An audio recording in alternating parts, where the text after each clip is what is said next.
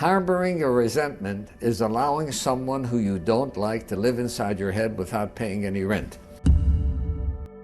The concept of anger, I think we have to think about the phases of anger.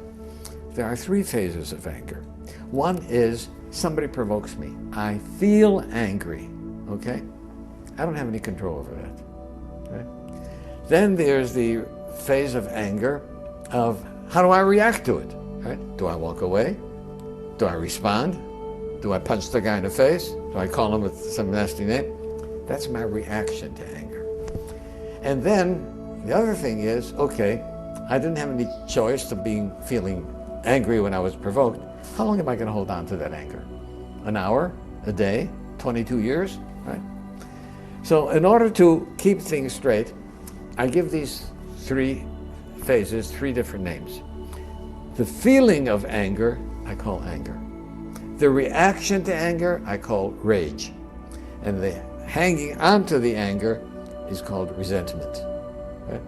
And then if you clarify it, I say, okay, I can do nothing about my feeling of anger other than perhaps take some things in perspective. Right?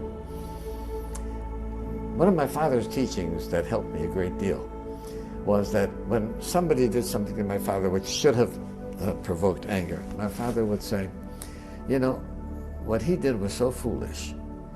If he only knew how foolish it was what he did, right, he wouldn't have done it. So, you know, I feel sorry for that person for being such a fool. But if you feel sorry for a person, how can you be angry at him? You know, I feel pity for him. Pity and anger doesn't go together. But nevertheless, I can't control how I feel when provoked, but I certainly can control what my reaction is going to be. And finally, how long do I hang on to the resentments?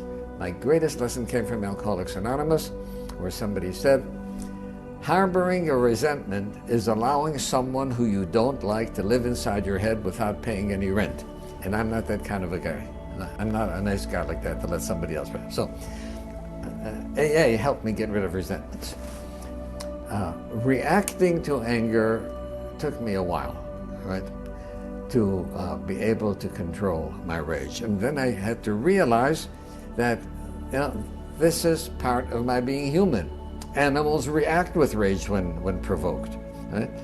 I, as a human being, am supposed to be above that. You know, I'm more than a Homo sapiens.